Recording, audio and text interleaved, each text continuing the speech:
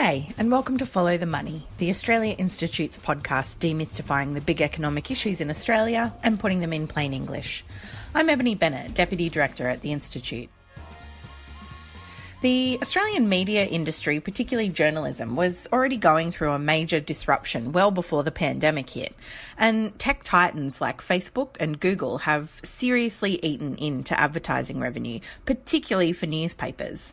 Margaret Simons in The Guardian has reported that at least 51 news media outlets and newsrooms have closed since the beginning of the coronavirus crisis, many of them local newspapers. Just this week, the government announced that the ACCC would force Facebook and Google to share advertising revenue with Australian media companies, while Newscorp has told the ACCC that Google should be broken up to restore a level playing field for media companies, because they're just so huge and have such overwhelming market power.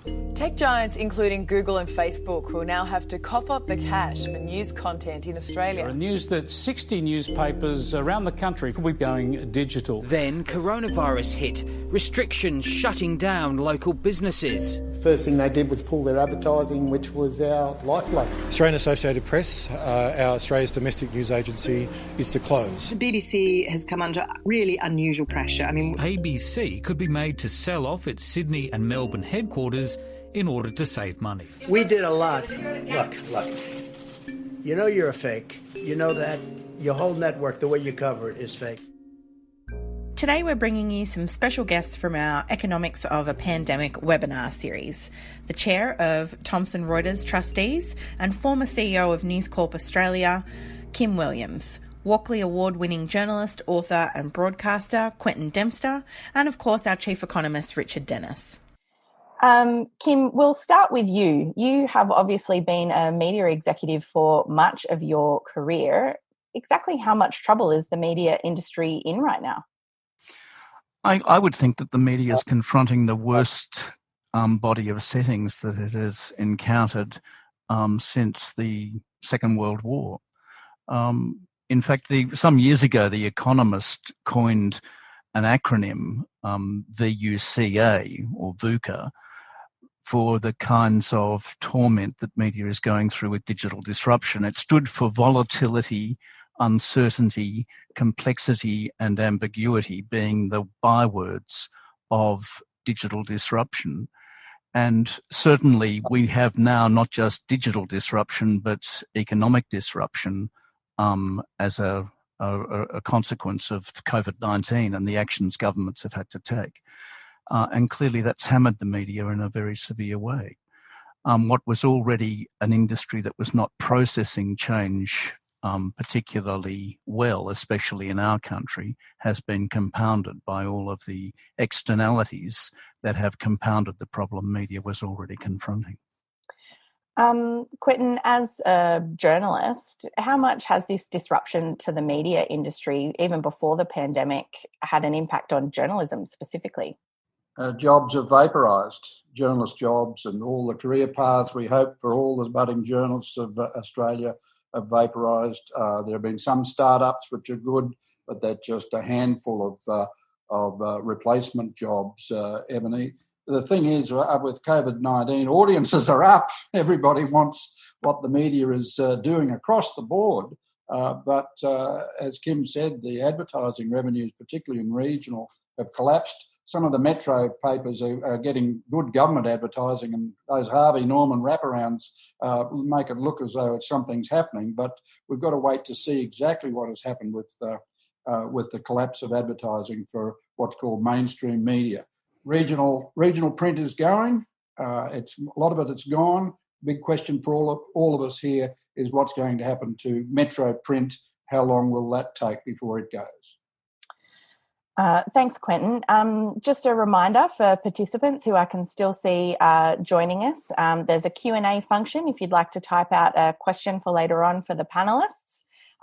Richard, I might ask you next. Why is the business model for the media industry so challenging? Well, we don't like to talk about it, but once upon a time it was classified ads for cars and jobs that funded quality journalism in Australia. when I was a kid, the Sydney Morning Herald on a Saturday was an inch thick, and half of that was second-hand car sales and jobs that I wasn't at all interested in applying for.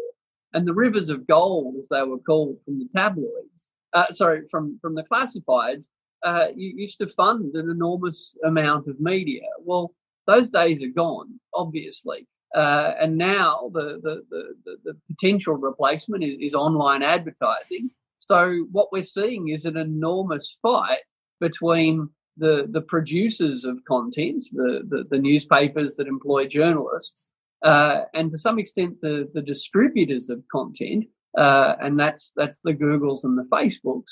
We're seeing an enormous fight over who should get the lion's share of that revenue. Now, as is often the case in economics, the person with the most market power wins, and Google's been able to, not just in Australia but around the world, play newspapers off against each other, play media proprietors off against each other. Facebook, similarly, has been able to gradually accumulate an incredibly dominant position, and at the moment they're making off with most of the advertising revenue. So advertising revenues collapsed from classifieds over a long period of time. There's certainly plenty of potential to get plenty of advertising revenue via on advertising, but at the moment it's just a classic economic fight between producers and distributors about who gets the lion's share of the revenue. And this week we've seen the Commonwealth government step in to say it's going to help the media proprietors in their fight with Google and Facebook to try and redistribute some of that enormous amount of cash, most of which at the moment is flowing offshore and untaxed. Kim, obviously we had a pretty big announcement this week. We've had the ACCC Digital Platforms inquiry, and that was supposed to be kind of a voluntary code being developed there, but because of the pandemic, presumably they're accelerating that and making it mandatory. And the idea there is to force Facebook and Google to be sharing their revenue and paying for the content, essentially, that they're using. Do you think this approach is going to work? Well, we'll see. The ACCC, when it issued its report, indicated that it had confidence this could be worked out by way of a negotiation between the digital platforms and media proprietors. I think the general view in the industry at that time was that was a forlorn objective and that it would always fail and would require intervention either by a regulator like the ACMA or the ACCC. As to whether the ACCC has a kind of skill set to price appropriately for the rampant theft that occurs by digital platforms of produced content, which is a reflection of a very great investment on the part of media companies, is yet to be seen. I have an open mind about it, but I don't see the announcement on Monday as anything other than presaging a process to happen. It's not an outcome yet. Yeah, and it hasn't been very successful, certainly. I think based on we're using competition laws, and places like Spain, where it was a copyright issue, certainly didn't have much Well, it's luck. not just Spain, it's also France and Germany. So that there have been very significant movements in Europe, and we're yet to see the EU implement a directive across the whole of the EU, which then requires that each one of the independent nations in the EU enact it in their own jurisdictions. I'm hopeful but sceptical. Well, Kim, this is an opportunity for everybody in the industry to help Rod Sims, because I agree. His hands and said, give us a hand, tell us how we can design this. From your experience in the Copyright Agency, it's beyond a copyright, according to Sims. It's more competition policy. But how could we design something that would give content creators, journalists, media content creators, companies and individuals a share of the revenues that Facebook and Google gather from getting the eyeballs, aggregating the eyeballs to their sites before it's linked on and trafficked to others? Well, as you will recall, Quentin, the Copyright Agency actually made a very energetic submission to the ACCC in the course of the digital platforms inquiry, suggesting that the Copyright Agency was the kind of body that actually was needed in this environment, where it serves as a collecting society to consolidate monies and then, according to the degree of usage through sampling technologies, is able to distribute those monies out to individual authors or publishers as is relevant. The ACCC is generally disinclined to support collecting society models. And there are a number of collecting society models in Australia. The Australian Performing Right Association is a very obvious one. The Phonographic Performance Company of Australia is another one. Screen Rights and the Copyright Agency are the other two major ones. They seem to me to be the logical bodies to involve in this process because they exist, they operate under the Copyright Act, and ultimately it is about copyright.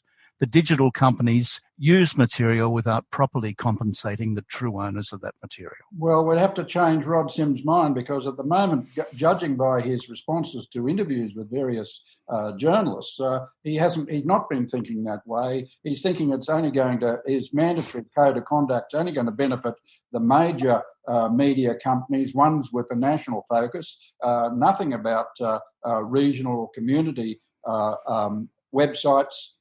News content that is clicked on and searched, his thinking at the moment seems to be very narrow.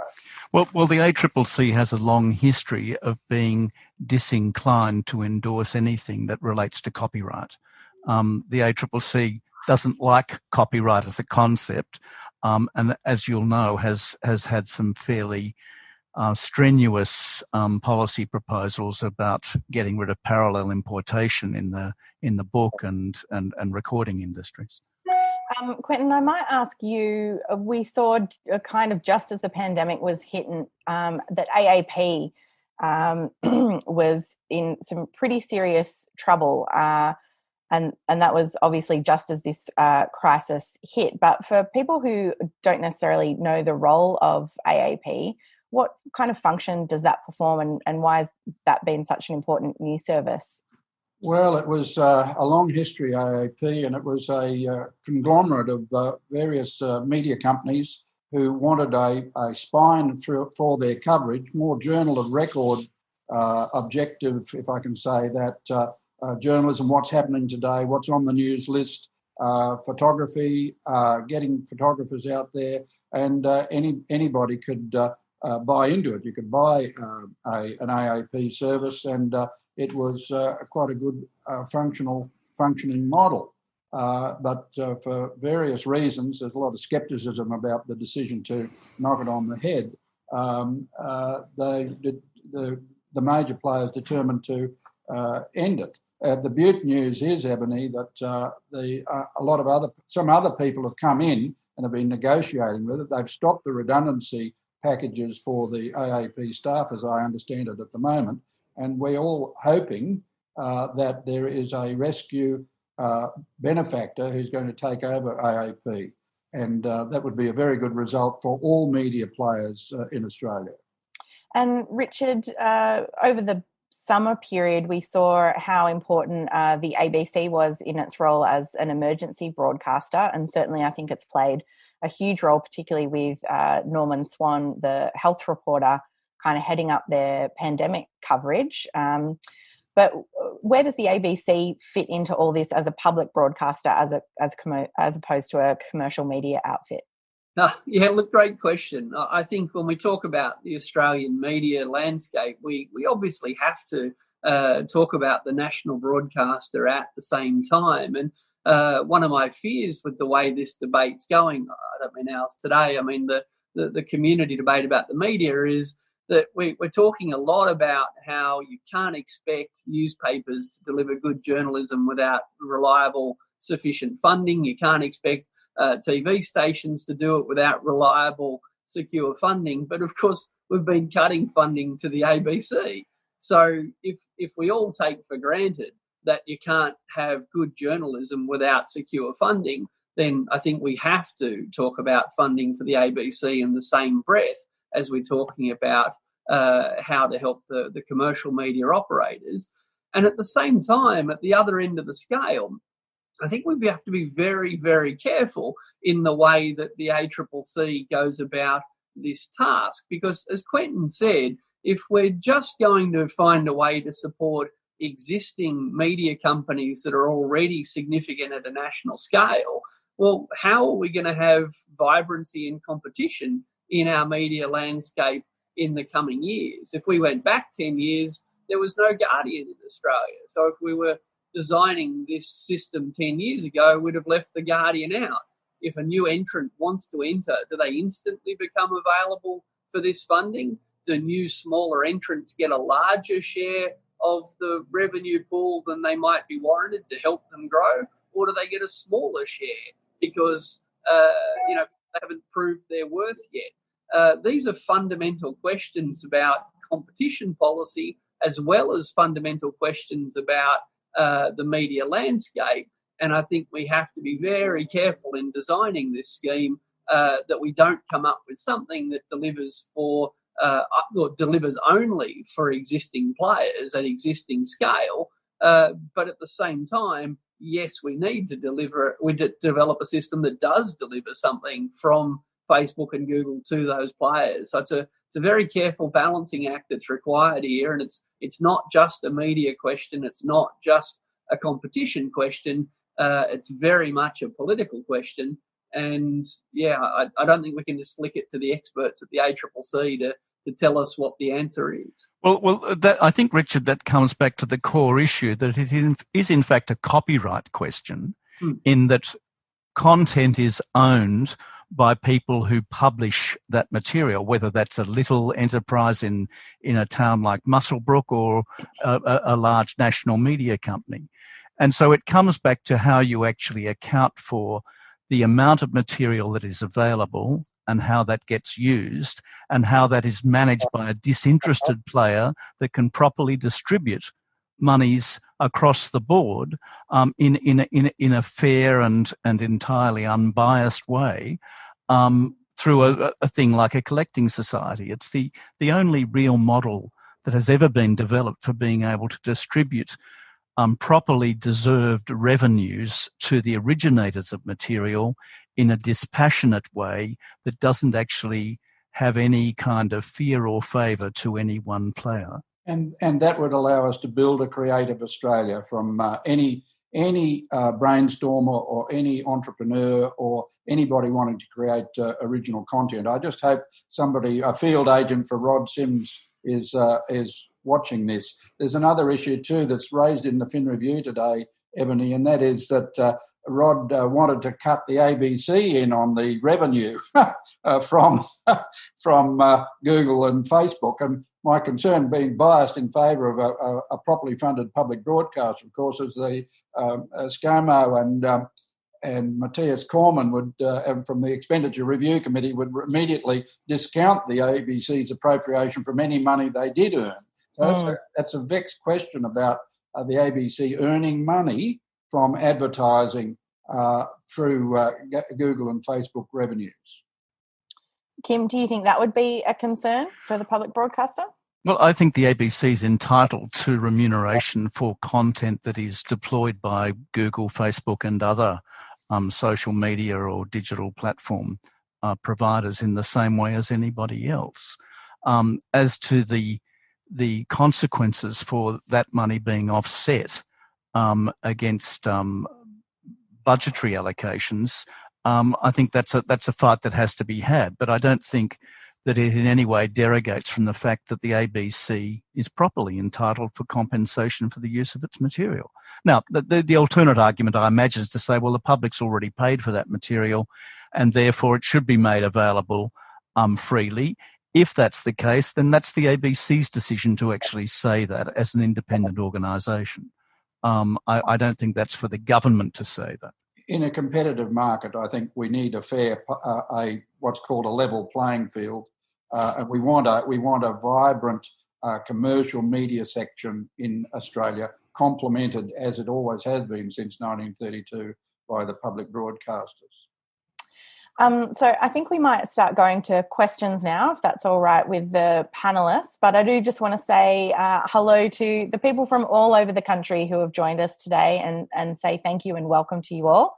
Hello to Craig from Hobart, to Timmy from Wurundjeri Land.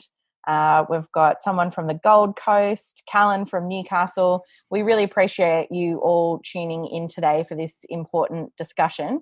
I'm going to start off with a question from Marcus May. He says that the public is increasingly turning to the ABC for reliable, accurate and timely information through this year of crises because it's trusted.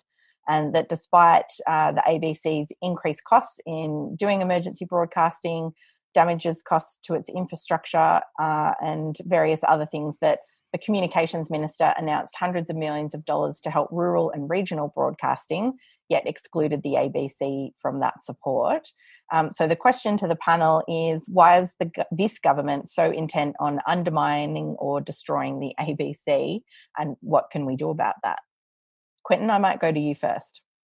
Well, there's a long history of LNP hostility to the ABC, really backed up by the vilification campaign over the years from various entities in News Corporation, rivalrous media as it is. So it's media rivalry games, vilification of the ABC. You'd think the National Party would really be very strongly supportive of adequate funding for the ABC, particularly for regionals. The ABC, of course, is now Sydney-centric. It's been reduced back to its Sydney-Melbourne redoubts. It's losing its production capacity outside news.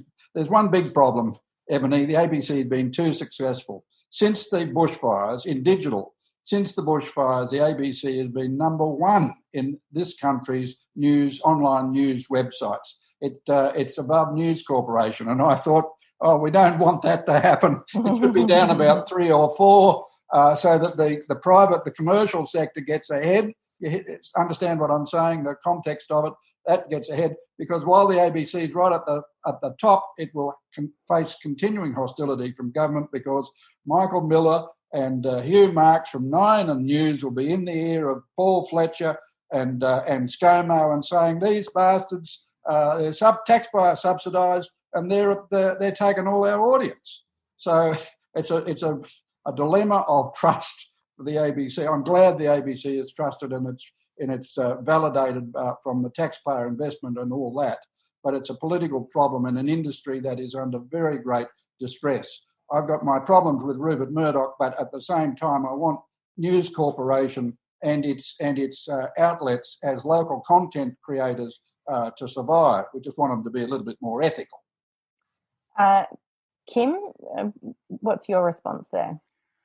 I think the ABC is an absolutely central institution to Australia and to communicating, Australians communicating with each other and being a central trusted source of information. I do think the ABC has a lot to transition into a proper understanding of a digital world. As Quentin, more than anyone, will remember, the 7:30 report on television used to be a state-based report with national inputs, and now it is purely a national report with no state-based activity at all. In a proper digitally seamless environment, all of the radio resource of the ABC would a very long time ago have migrated into being a seamless provider of text, audio and video material. And I hope that the ABC can accelerate that process, because to be a proper national provider, it needs to actually move into an environment where it is fluent in being able to work with text, audio and video. I understand Quentin's sensitivity about the self-interest of commercial media in confronting the ABC as what they would see as a digital behemoth.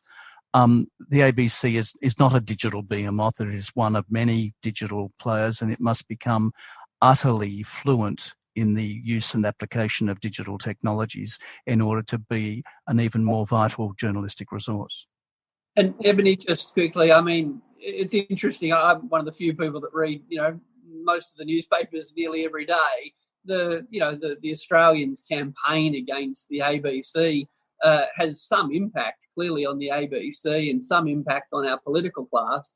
But what we can see from the ratings numbers, it has no impact on the audience at all. The trust in the ABC has gone through the roof, despite the years of critical attention and evaluation that it's been subject to. So it's great to see that the public can spot bullshit when it sees it, and the ABC has never been a more important or more trusted institution. How it uses that cultural power is up to it, but it's accumulated enormous cultural power off the back of decades of doing a great job. But the bushfires and the pandemic have just enhanced that. Also, I think we need to think bigger picture here as we move to digital. We have the idea of free to air television in our kind of psyche, but increasingly accessing content online is expensive. Access to data is expensive, and I think we need to think bigger about access to news. We have a publicly owned national broadband corporation. We have a 100% publicly owned NBN.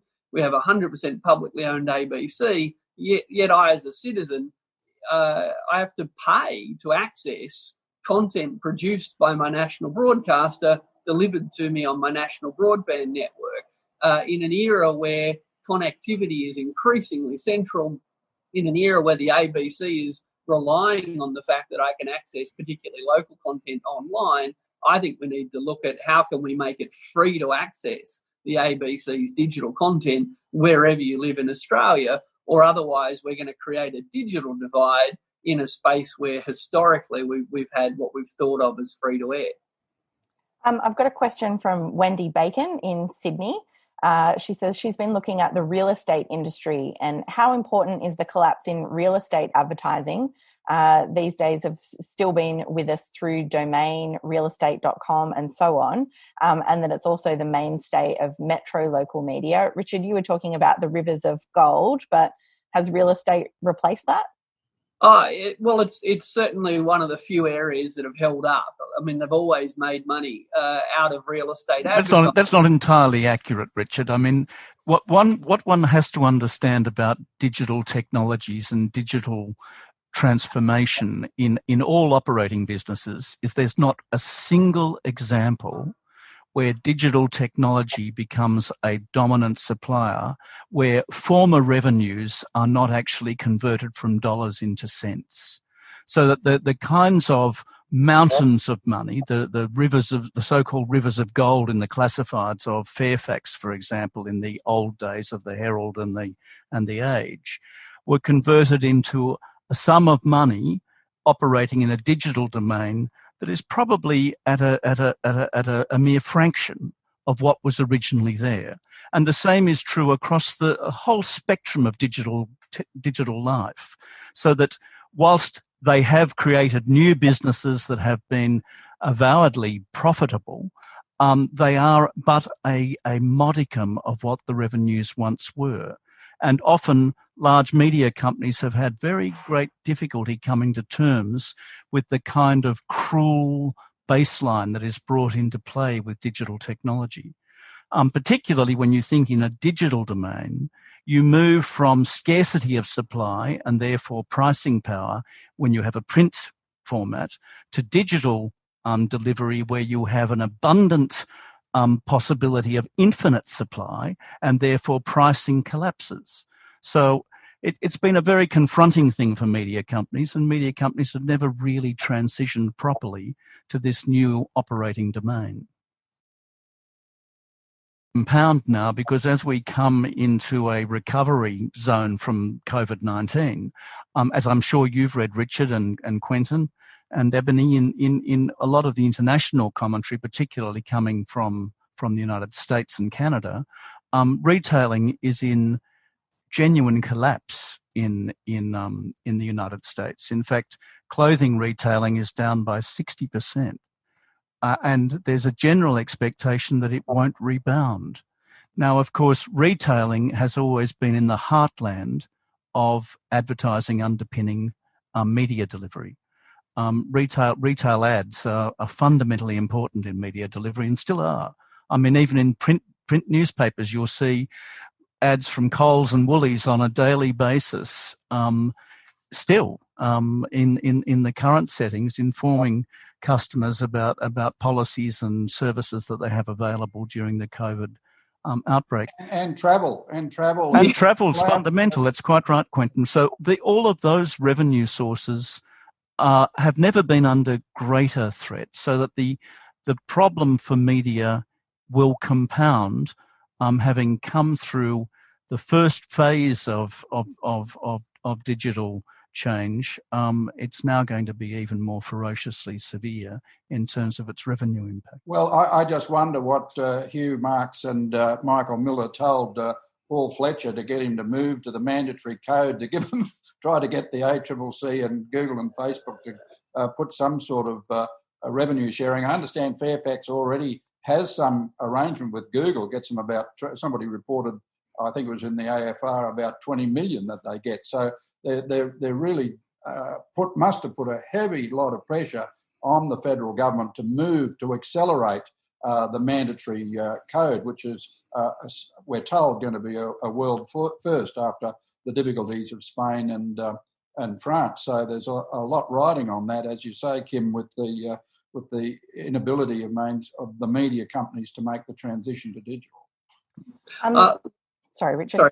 Well, just on that, I think, just last week we were having a webinar about the impact of the COVID crisis on the arts industry. And just last week, the government significantly relaxed local content rules, which is a significant source of cash in the pockets of, a pretty desperate Channel 7 at the moment. But, I think the pressures the government's coming under and perhaps the friends it's trying to make at the moment are much broader than just the media, just the journalism part of the media market. And I think what we're seeing in Australia at the moment is some really radical changes taking place across the communications sector, whether it's entertainment communication or news communication.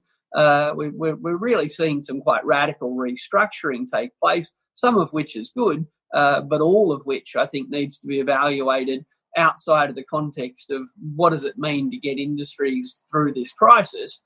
I think we have to have a very clear eye on what does it look like when we come out the other side, because at the moment it looks like we might come out the other side with far lower obligations on commercial TV to buy Australian content and distribute Australian content, and potentially a system where in the news media where we're funding the ABC less, and potentially providing money to large media outlets and stifling competition. Thanks, Richard. The next question's from Jeff. He says he's a former investigative journalist, Jeff Surmai. I hope I'm pronouncing that correctly. And he's worried about the loss of quality journalism and the resources to support it. And wonders what the panellists think about mainstream media still giving the usual amount of space and time to sport, of which there is none at the moment, while not giving much time and space to the arts, and that there's a more creative, new, original and resourceful online arts happening than sports at the moment. Quentin, I might go to you first. The investigative journalism or the public interest journalism is now a big issue for all of us, let alone what we call the journal of record journalism, and we're discussing, Ebony, the future of AAP in this country. So it's a question of aggregating audiences for commercial operators as usual, and there is a very limited investment in investigative journalism in commercial media. Fairfax, the Nines are still having a go at it, thank heavens. But the broader issue is the survival of, as we're discussing with this webinar, the survival of Australian media, including what was called the metro mastheads. So my real concern is the survival of the metro mastheads and at what time they're going to close their printing presses for the last time. That's why we're happy to get Kim on here, because he could answer that question from his experience with News Corporation, with the regional print going, Kim, what's the prospect of when the metro print will close? I don't think anyone's got a perfect crystal ball on that, Quentin, but print is a terminating technology for the delivery of news products, in my view.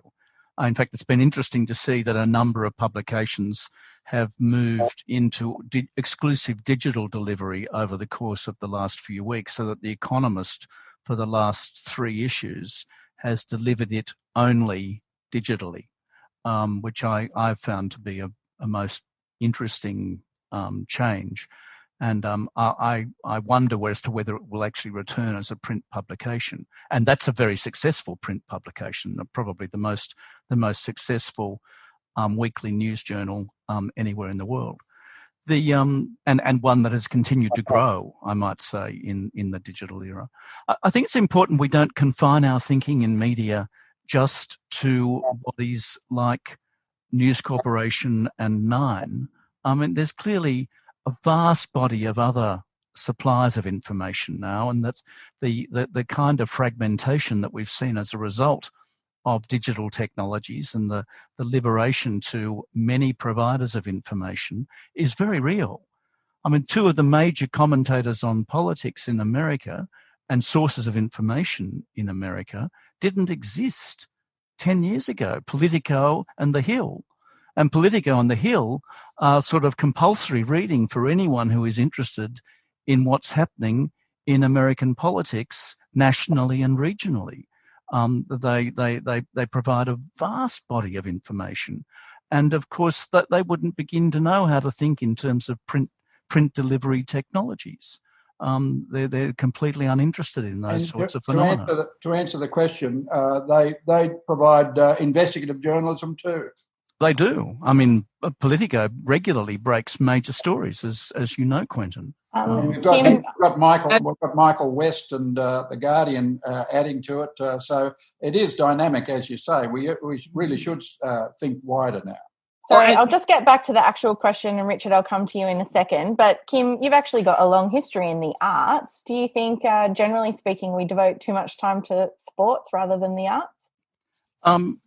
Well, I mean, I personally think that's the case, but that's evidence of my own personal proclivities and devotions.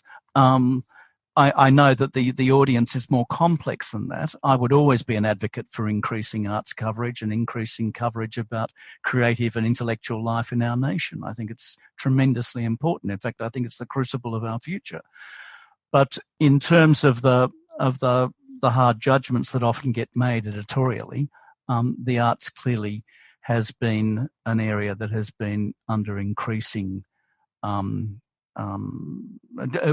of diminishing returns in terms of reportage on the arts. That said, The Age and the Sydney Morning Herald still provide significant coverage of creative life in our country. And of course, the Australian does also. It has a daily page that is devoted to matters to do with creative life in theatre, music, and a whole range of other areas. I mean, that's recently been rebranded in terms of the kind of home-based life that we're all living at the moment. But it still has a huge amount of material about creative endeavour. Richard, sorry. On the investigative journalism issue, I think it's a tremendously important issue.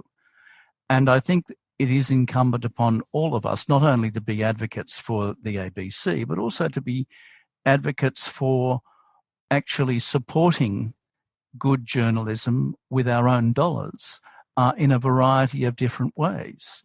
We need many voices, we need many perspectives in dealing with the kinds of complexities that the world confronts now.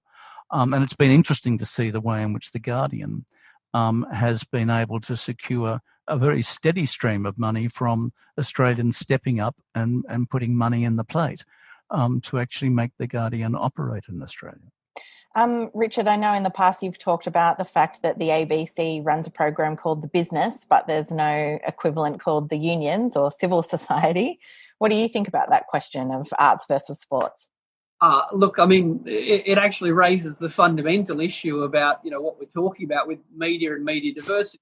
the simple fact is the gambling industry are one of the biggest advertisers. They're one of the few sectors that are growing, and we gamble on sport and we don't gamble on the arts. So the commercial TVs have a very strong incentive to not just put sport on, but to talk about sport a lot, because what they're actually doing is creating a platform for the gambling industry to advertise on.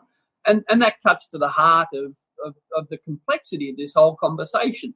Who decides what's news? Who decides what we need to know about? Because, once upon a time, people who could deliver classified car ads got to decide what news is. Now people who can deliver gambling ads get to decide what's culturally important. And that's never going to change in the commercial media landscape, which, as Kim said, is far more diverse than the traditional masthead newspapers. I mean, what about podcasts, for example? Are they news? Well, sometimes. Are they investigative journalism? Sometimes. So we have to, really get out of the silos that we're in. And, here I am sitting in the Australia Institute. Do we do research? Yes. Do we do analysis? Yes. Do we do public commentary that helps people understand what's going on? Yes. So, this conversation, I don't mean ours today, I mean the national debate about this is far more complex than Rod Sims and I think the government are letting on, because what is news and who decides what's news, they're very important questions. And a glimpse at history tells us that access to certain sources of revenue gives you enormous cultural power to decide what's important. Now, if it's going to be the federal government through the ACCC handing out that money, who they decide to hand it to is going to have a huge impact on what we decide is news. I'll just come now. I've noticed Amanda Mead we've got on the line. Amanda, I'm not sure if you've got a question for the panel. Hi, can you hear me? Yes, we can. Yeah. I'm very interested in whether this pandemic will speed up the end of printed newspapers. I know Kim has already said that, papers are terminal and noted what's going on with The Economist. And obviously a lot of the smaller regional papers have already stopped printing and probably won't come back. So I just wanted to ask if the panellists thought there was a chance that some of the bigger papers might not continue printing for very long. Thanks, Amanda. And I'll just also add, we've got a couple of questions from the Q&A of people specifically asking about regional papers. So if you could speak to that as well. Kim, we'll go to you first. Thanks, Amanda. I don't think it's a question of if print newspapers stop being produced. It's only a matter of when. And I would think in regional Australia, that decision is probably sooner rather than later. And in the capital cities, it will be a matter of some years, but it certainly won't be a matter of a decade. Quentin? Yeah, I'd agree with that. What we've got to do is, I suppose, all of us interested in the survival of the media, local media in Australia, we should look at exactly what the subscription base of each entity, each masthead is. Look at their advertising revenue and look at their circulation. I understand the News Corporation publications around Australia have got about 650,000 circulation. Their digital subscriptions are going up about 4% a year. Fairfax Nine, Age and Herald about 150,000 circulation, the bulk of it on the weekends. We've got to look at exactly when those boards will make that decision that there's not enough advertising revenue coming in to print. I think the 9 newspapers make more money on their print, so that print will survive for the time being. But with COVID-19, it will really sharpen the focus of those boards about when do you make the jump to fully digital. And that's why this mandatory code, if they can lock that away and get some underwriting from Google and Facebook, that would assist them to make the transition. Richard, I wondered if I might just chime in with a question from Bob Burton here. He's from the Tasmanian Inquirer, and he was interested in the panel's thoughts on the prospects for the growth of non-profit media in Australia. Richard? Yeah, absolutely. And this is my point. Like, what is a newspaper? What is a news outlet? What is source of news that is worthy, in inverted commas, of government support if we can succeed in getting a lot of money out of Facebook and Google? It could be a wonderful time for diverse, competitive media outlets, particularly at local scale. You know, parts of Tasmania are obviously not well serviced by national newspapers. It could be a wonderful era for community organisations to set up their own local news services. But what's the definition of news? Again, historically, we didn't have to answer that question. It was left to, can you get enough advertising to justify calling yourself a news outlet? But once there's public funding involved, then that's a radically different proposition. So yeah, there's nothing to stop the growth of community and not-for-profit news outlets. But that's clearly already happening. I mean, in a big ticket way, the conversation is a very strong example of one aspect of a particular portion of the community that is publishing very vigorously. The Guardian operates on a pay if you want to model, and then there are countless other organisations that produce regular digital publications that celebrate independent thinking. Some of them are modest and some of them are extreme, but they're all out there, and they're all part of the panoply of a very lively polity. I think it's important that we recognise all of that activity is taking place, and that news, investigation, and commentary reposes in a vastly wider landscape than at any time in human history. Now, often it's very easy to go down rabbit holes in that process, and it's often very, very dispiriting that those rabbit holes are just echo chambers that amplify views of varying degrees of extremity. But it is part of the fabric of our new lives that we all need to navigate and manage. Is there a role for funding by government in that environment? I think probably so. It's a complex question, and it has many difficult philosophical issues. There's a large vote for saying, if you care about things, get together and make something happen. And I think we're going to see a lot more community activism in that way. And we're already seeing it. I mean, we obviously see it already in the environment movement in a most pronounced way. But in the arts side, we see many examples of that. I think that will grow. I mean, arts in this country has declined from federal sources by 20% over the last decade, which has had a profoundly severe impact on creative life in our country. Writing is actually receiving the same level of funding today that it was receiving 30 years ago. This is a tragedy for our country. But the only way out of it is to actually see the sort of community activism that Richard's describing. And one of the virtues of digital technology is that at least it enables and facilitates that kind of advocacy. Anita Jacoby, do I have you on the line there? Can you hear me? Yes. Do you have a question for the panel? Look, I'm really interested. I mean, obviously this is a really good, robust discussion. I'm interested if you see any opportunities whatsoever coming out of COVID-19 in the media sector and what those opportunities might look like, if any. Quentin, I'll start with you. Well, I suppose what is great for the lifting of audiences across the board.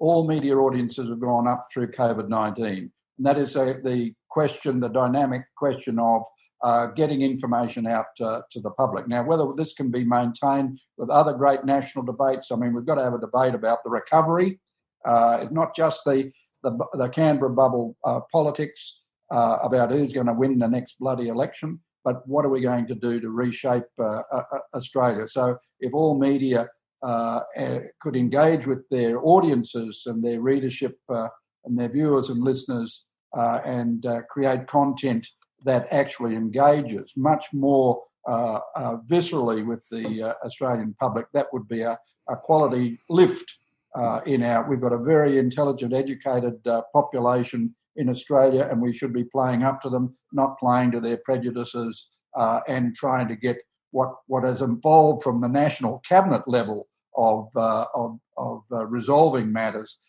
to lift the media, the quality of Australian media. So something good has come out of that. To get compliance on the lockdowns, or substantial compliance on the lockdowns on the basis of a pretty poor advertising effort by the federal government, I must say, but from the media coverage and engagement, animated graphics explaining, informing, engaging audiences have been very good. To get compliance on the lockdowns has been a major success, and the media has been a big part of that. I'm very proud of all the journalists and program makers of Australia in getting this country to put the boot into the pollies when is absolutely necessary on clash of strategy.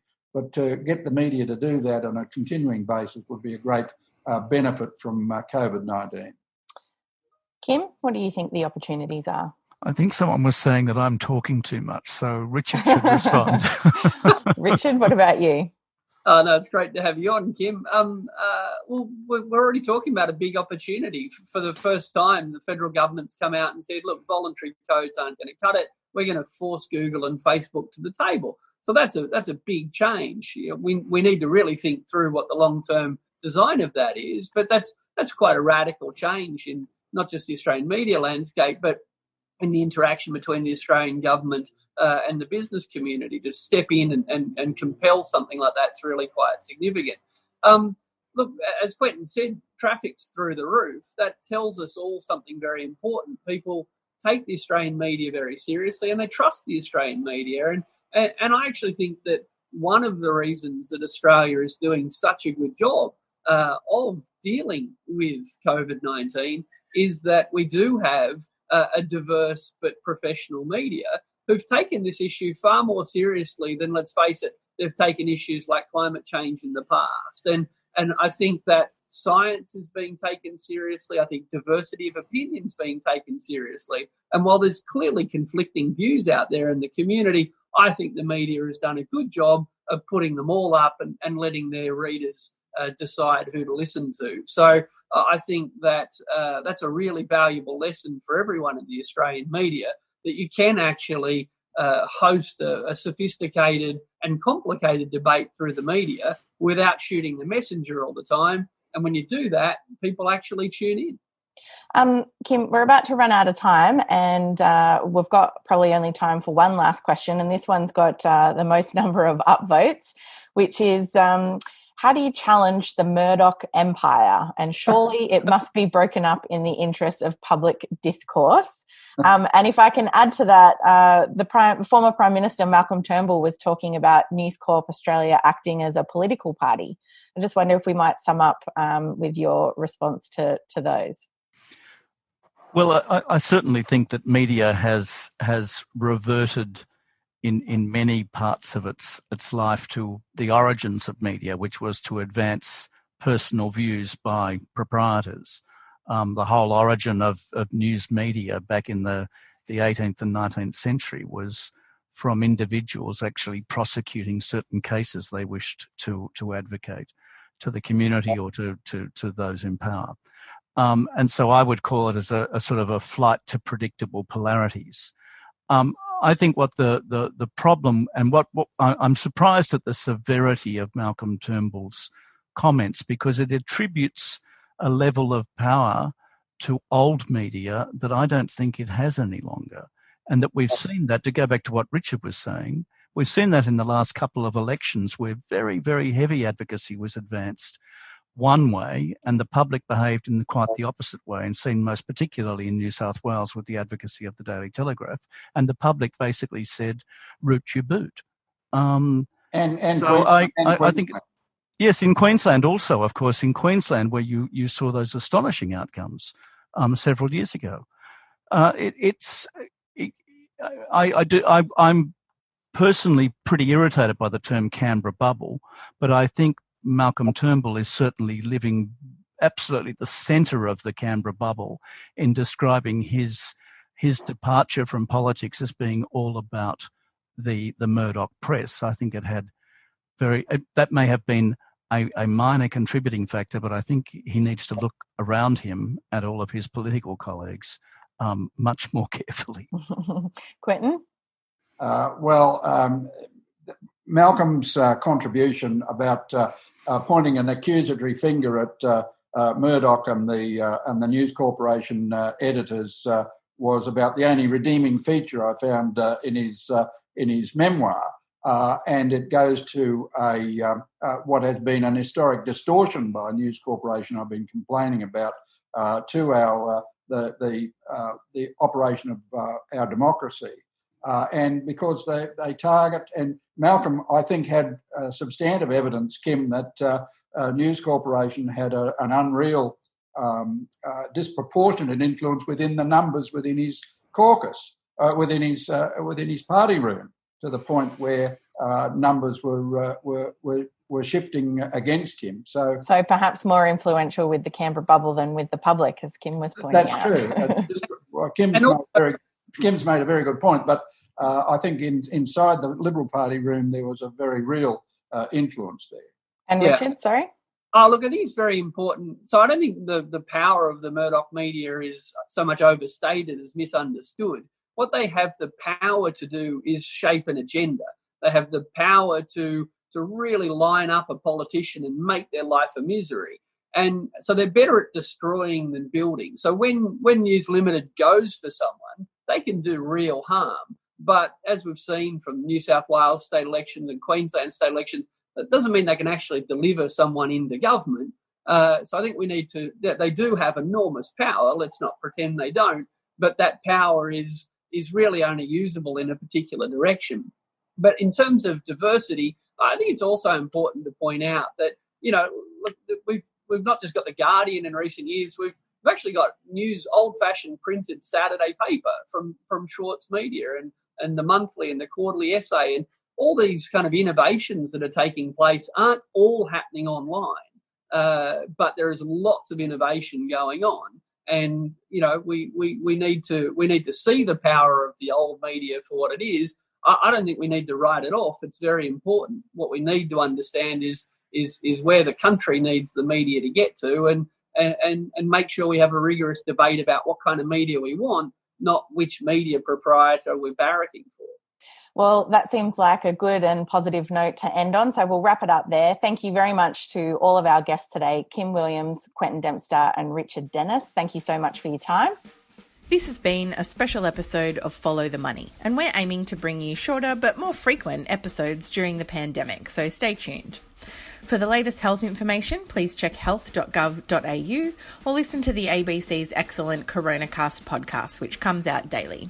The Australia Institute's next webinar will be about Australia after the crisis, with special guest Shadow Treasurer Jim Chalmers. That's next Wednesday, the 29th of April at 11 a.m. This episode was recorded on Wednesday, the 22nd of April 2020, and things may have changed since recording. You can visit tai.org.au for all our latest research and content. We're on Twitter at the Oz Institute with an AUS. My Twitter handle is ebony_Bennett with a NNT. Quentin Dempster is at Quentin Dempster. Richard Dennis is at RDNS_TAI. This episode was produced by Jennifer Macey with help from River McCrossen. Our theme music is by Jonathan McFeat from Pulse and Thrum, and you can find more of his music at pulseandthrum.com. Wash your hands regularly, don't go outside unless you have to, and thanks for listening.